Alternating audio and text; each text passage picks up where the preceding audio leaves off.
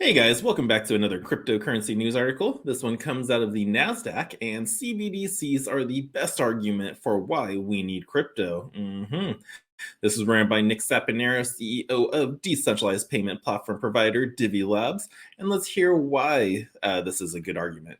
Well, FTX's implosion was a significant moment, not just because of the millions of people who have seen their assets wiped out or the damage contagion effect has inflicted on the industry, but because it has proven crypto's central thesis that the importance of a trustless financial system that isn't exposed to mismanagement and manipulation of human interference. Now, it is worth remembering that FTX was not a crypto company per se.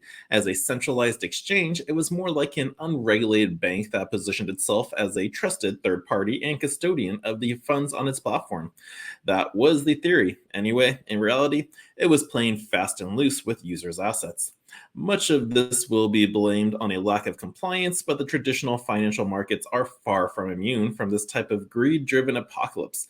Now, despite the numerous weights and measures put in place by regulators, we only have to look back to 2008 and the subprime scandal for an all too pertinent example. So, unsurprisingly, in the wake of the FTX debacle, the industry has seen an exodus from centralized exchanges like FTX and an increase in people using decentralized exchanges and self custody solutions. Now, this is many ways is why blockchain based cryptocurrencies were first developed to give people an alternative. While crypto has some way to go before it can claim to have become a true alternative, I believe there is a catalyst brewing in traditional finance that could provide the trigger needed to drive mainstream adoption. The catalyst is central bank digital currencies. Now, as faith in the current financial system dwindles, governments worldwide are scrambling to roll out their CBDCs as fiat currency continues to decline.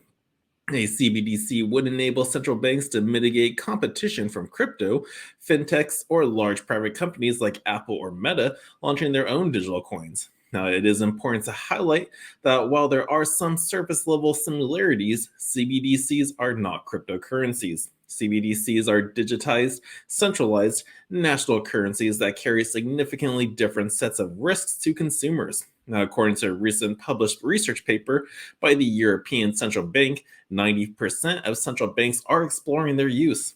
Now, there are several major motivations for this trend, none of which are particularly beneficial to the average consumer. Now, what you're most likely hear about are the potential benefits that echo crypto's promise. For example, creating a more inclusive system that ensures everyone has access to financial services or more efficient cross border transactions. You may also hear narratives touting a reduction in illegal activity and simpler systems where central banks have a closer relationship with the individual. However, it's the downsides that we should all be paying close attention to. CBDCs will end anonymity and kill cash once and for all, removing an important safe harbor from declining economic fortunes. But perhaps most concerning is the control they give central banks to drive or curtail spending. Now, ultimately, CBDCs will allow central banks to improve their control over payment infrastructures. One of the key features is the programmability of currency, which would allow central banks to set limits on how much you can buy, where you can buy it, when you can buy it, and how much you can save. Moreover, leveraging your social credit score and ESG rating, and that can further restrict your ability to access services.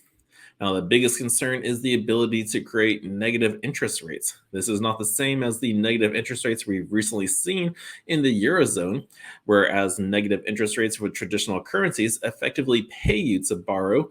Negative interest rates in CBDC systems means any currency you don't spend would be slowly destroyed. This would give central banks even greater economic control, the likes of which have never been seen before, which is crazy. The end game is the complete loss of financial sovereignty for the users. Now, worrying, many have taken solace in the knowledge that CBDCs will likely take some time to develop and are some way off, but in the Western world at least. But recently, their development has been accelerating. While China has been trialing its digital yuan for some time, several banks have recently completed trials of a blockchain platform designed to encourage faster adoption of CBDCs. Earlier this year, India started trialing its digital rupee this month, and the UK is also building up momentum with the Bank of England formally opening up applications for a proof of concept CBDC wallet. Now, when you consider that fiat currencies worldwide, including the dollar, pound, and euro, are declined or have collapsed altogether, it makes sense that central banks would look for new mechanisms through which to seize control. For now, despite its volatility, crypto remains a haven against fiat's decline and the sanctions of central banks. Only last month, Harvard University published a research paper arguing that central banks of sanctioned nations should start buying Bitcoin to protect themselves against sanctions. This might sound crazy until you realize that countries like Russia have announced their intention to adopt cryptocurrency, and Iran is reportedly already using it. Even countries with the outright laws against cryptocurrency, like Nigeria, have seen adoption accelerating at staggering rates. Case in point, necessity breeds adoption. Is it any wonder that rather than trying to create a safe space where retail investors can benefit from the crypto environment, many regulators are instead looking to restrict retail access to it? Now, in a world of CBDCs where individuals could face similar sanctions, having alternative financial means will be imperative. As more people realize this, they will escape to decentralized finance and cryptocurrencies. Let's just hope they have the ability to do so when that time comes. Again, yeah, like we always say, you're early, getting in early, guys, but time of opportunities are closing. And when this comes out, like good luck on trying to get it, because if a CBDC is in control, they can limit you on how you'll be able to spend your cryptos. Like, say you want Bitcoin, you go, ooh, you can only spend this amount.